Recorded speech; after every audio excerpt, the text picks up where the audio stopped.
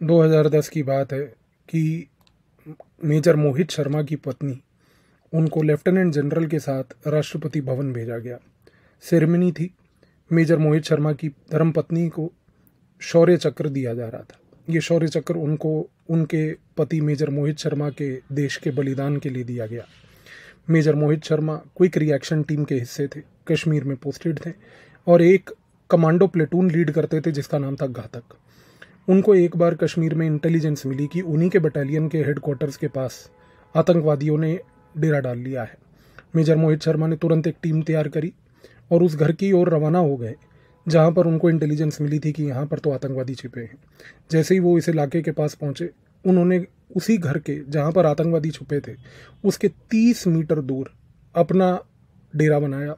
उस डेरे में उन्होंने अपनी पोजीशंस कामयाब करी और जैसे ही पोजीशंस को प्राप्त किया उसके बाद उन्होंने निगरानी रखना शुरू करा उस घर के अंदर जहां पर उनको इंटेलिजेंस मिली थी कि यहाँ आतंकवादी हैं। मेजर मोहित शर्मा ने खिड़की की ओर नज़ारा रखा। खिड़की में उनको ह्यूमन मूवमेंट दिखी। जैसे ही उनको ह्यूमन मूवमेंट दिखी, उन्होंने तुरंत अपने जेब से एक ग्रेनेड निकालकर, पिन निकाल के फेंक कर ग्रेनेड को दीवार की ओर फेंका। दीवार की ओर जैसे ही ग्रेनेड गया, खिड़की भी फूटी, बिल्डिंग में भी एक बम्बार्डमेंट हुआ। कुछ आतंकवादी वहां तुरंत गिर के मर गए। लेकिन जैसे ही बिल्डिंग की आग हल्की सी बुझी, मेजर मोहित शर्मा की नज़र गई और नज़र जाते ही उन्होंने देखा कि वहां पर पीछे से कुछ 2-3 लोग भाग रहे थे। वो 2-3 लोग और कोई नहीं बल्कि आतंकवादी थे। मेजर मोहित शर्मा ने अपनी बंदूक उठाई और तुरंत उन आतंकवादियों के पीछे भागने लगे। उन्होंने आतंकवादियों को अंत तक चेज किया।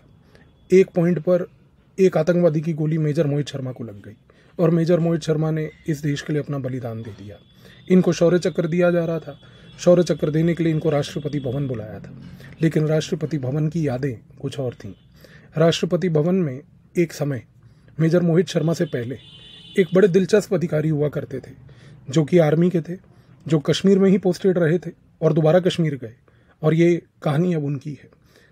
इस समय की बात है कि 2005 में एक ऐसी परिस्थिति थी कि उस समय कैप्टन गोपी सिंह राठौर, जो कि हुआ करते थे एडीसी का मतलब हुआ एड डी कैंप, यानी कि भारत के राष्ट्रपति के इमीडिएट अधिकारी जो उनके साथ हमेशा रहते हैं, उनके कार्यकाल और कामकाज को संभालते हैं।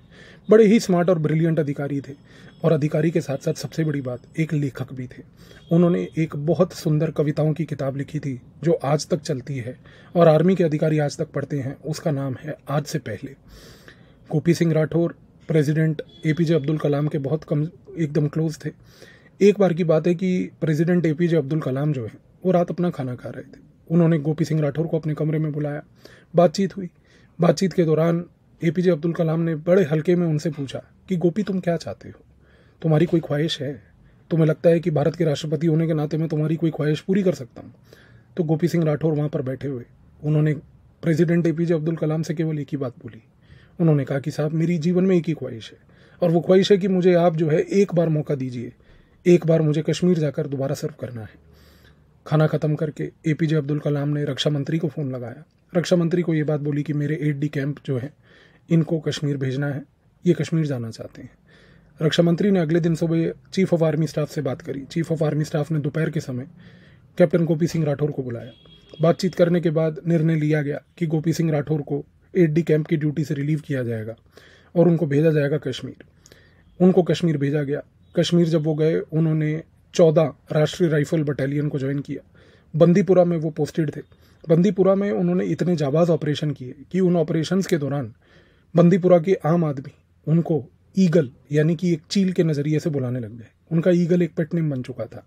ईगल इसलिए बोला जाता था क्योंकि जो कैप्टन गोपी सिंह राठौर थे वो इतने जाबाज अधिकारी थे कि वो कहीं पर भी बैठे हुए वो देख सकते थे कि कहाँ पर आतंकवादी घुस रहा है, और जैसे ही वो आतंकवादी को देखते थे वो गोली मार के उसकी हत्या कर देते थे। बंदीपुरा में इतनी जाबाज अधिकारी जो पोस्टेड थे, उन्होंने कोई कसर नहीं छोड़ी बंदीपुरा में अपना नाम बनाने की।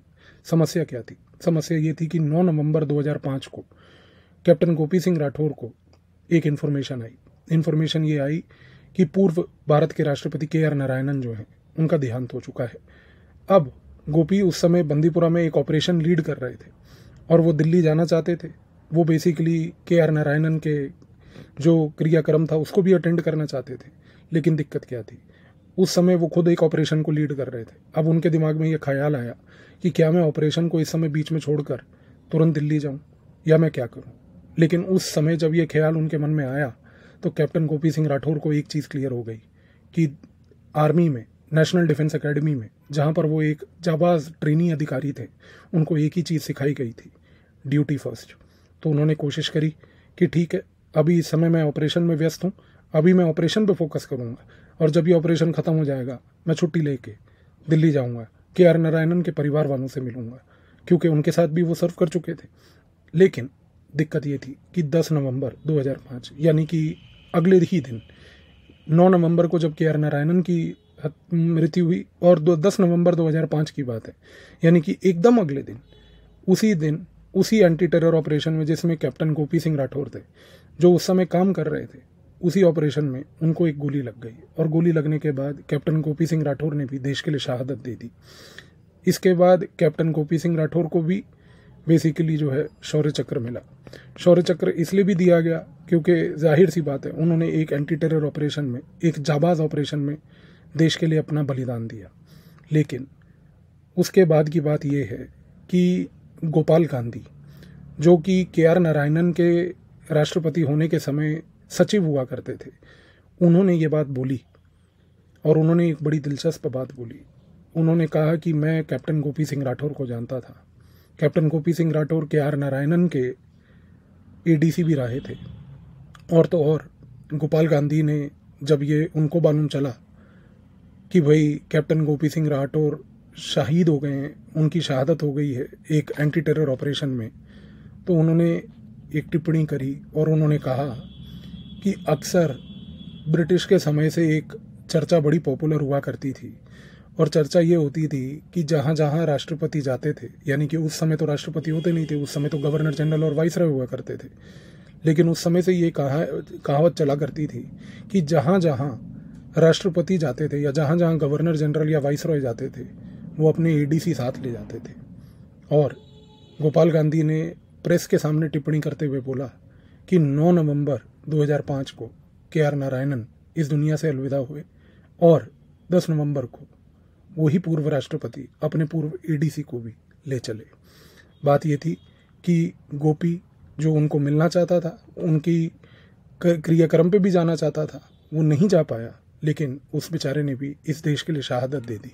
और तो और आपको सबसे बड़ी बात सुनकर बड़ा ताज्जुब होगा और बड़ी खुशी होगी कि 11 नवंबर उस दिन से लेके आज तक हर रोज़, हर साल 11 नवंबर को बंदीपुरा में, कश्मीर में एक बंद ऑर्गेनाइज किया जाता है। ये बंद कोई फोर्सेबल बंद नहीं होता। ये बंद होता है कि जिसके बाद बंदीपुरा में, कश्मीर में लोग एक छोटी सी रैली निकालते हैं और ये रैली निकाली जाती है गोपी सिंह राठौर के लिए, उस जाबाज के लिए जिसने बंदीपुरा के लोगों के लिए और इस देश के लोगों के लिए अपनी जान दी।